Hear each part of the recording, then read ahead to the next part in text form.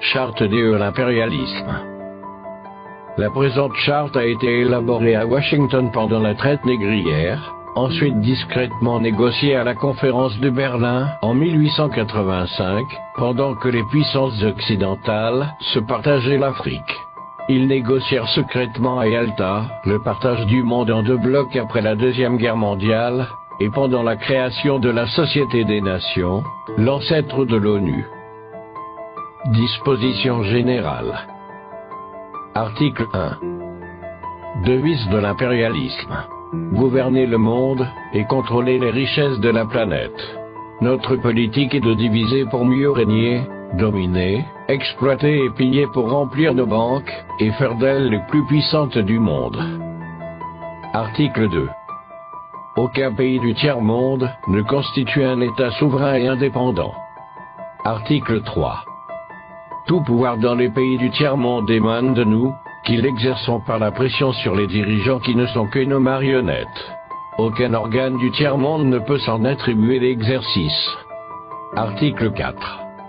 Tous les pays du tiers-monde sont divisibles, et leurs frontières déplaçables selon notre volonté. Le respect de l'intégrité territoriale n'existe pas pour le tiers-monde. Article 5. Tous les dictateurs doivent mettre leur fortune dans nos banques pour la sécurité de nos intérêts. Cette fortune servira de dons et crédits accordés par nous comme assistance et d'aide au développement aux pays du tiers-monde. Des régimes politiques. Article 6. Tout pouvoir et gouvernement établi par nous est légal, légitime et démocratique. Mais tout autre pouvoir ou gouvernement qui n'émane pas de nous est illégal, illégitime et dictatorial, quelle que soit sa forme et sa légitimité. Article 7. Tout pouvoir qui oppose la moindre résistance à nos injonctions, perd par le fait même sa légalité, sa légitimité et sa crédibilité. Il doit disparaître. Des traités et des accords. Article 8. On ne négocie pas les accords et les contrats avec les pays du tiers-monde, on leur impose ce qu'on veut et ils subissent notre volonté. Article 9.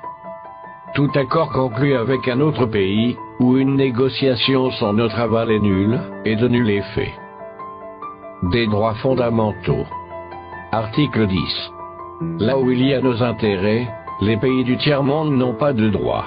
Dans les pays du Sud, nos intérêts passent avant la loi et le droit international. Article 11. La liberté d'expression, la liberté d'association et les droits de l'homme n'ont de sens que dans le pays où les dirigeants s'opposent à notre volonté. Article 12. Les peuples du tiers-monde n'ont pas d'opinion, ni de droit, ils subissent notre loi et notre droit. Article 13.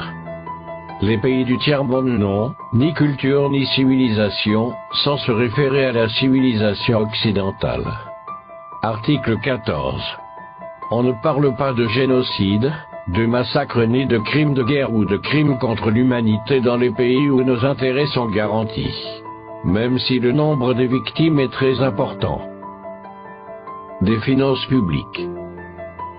Article 15. Dans les pays du tiers-monde, nul n'a le droit de mettre dans leur banque un montant d'argent au-dessus du plafond que nous avons fixé. Lorsque la fortune dépasse le plafond, on la dépose dans l'une de nos banques pour que les bénéfices retournent sous forme de prêts ou d'aide économique au développement en espèces ou en nature. Article 16.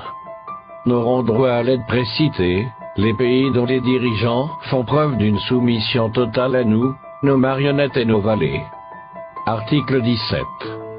Notre aide doit être accompagnée des recommandations fortes de nature à empêcher et briser toute action de développement des pays du tiers-monde. Des traités militaires. Article 18. Nos armées doivent être toujours plus fortes et plus puissantes que les armées des pays du tiers-monde. La limitation et l'interdiction d'armes des destructions massives ne nous concernent pas, mais s'imposent aux autres. Article 19. Nos armées doivent s'entraider et s'unir dans la guerre contre l'armée d'un pays faible pour afficher notre suprématie et se faire craindre par les pays du tiers-monde. Article 20. Toute intervention militaire a pour objectif de protéger nos intérêts, et ceux de nos valets. Article 21. Toute opération d'évacuation des ressortissants des pays occidentaux cache notre mission réelle, celle de protéger nos intérêts, et ceux de nos valets. Accords internationaux. Article 22. L'ONU est notre instrument, nous devons l'utiliser contre nos ennemis, et les pays du tiers-monde pour protéger nos intérêts. Article 23. Notre objectif est de déstabiliser et détruire les régimes qui nous sont hostiles et installer nos marionnettes sous la protection de nos militaires sous la couverture des mandats des forces de l'ONU.